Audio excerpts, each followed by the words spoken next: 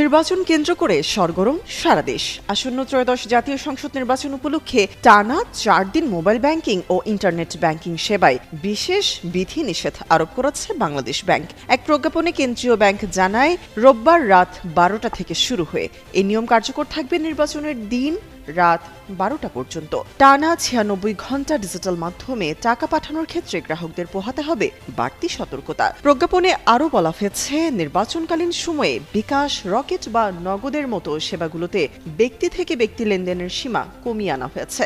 একজন গ্রাহক প্রতিবার সর্বোচ্চ ১,০০০ টাকা পাঠাতে পারবেন এবং সারাদিনে এভাবেই সর্বোচ্চ ১০টি লেনদেনের মাধ্যমে ১০,০০০ টাকা পর্যন্ত পাঠানোর সুযোগ পাবেন।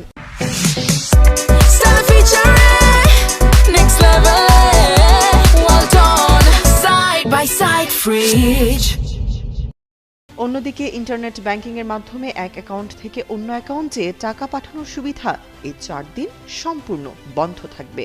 সাধারণ লেনদেনে কড়াকড়ি থাকলেও জনজীবন স্বাভাবিক রাখতে মার্চেন্ট পেমেন্ট এবং গ্যাস, বিদ্যুৎ সহ বিভিন্ন সেবার বিল পরিশোধের নিয়ম অপরিবর্তিত রাখা হয়েছে। অর্থাৎ কেনাকাটা বা ইউটিলিটি বিল আগের মতোই ডিজিটাল পদ্ধতিতে পরিশোধ করা যাবে। যে কোনো ধরনের আর্থিক অপরাধ ঠেকাতে প্রতিটি এমএফএস প্রতিষ্ঠানকে নিজস্ব জরুরি রেসপন্স সেল গঠনের নির্দেশ দেওয়া হয়েছে।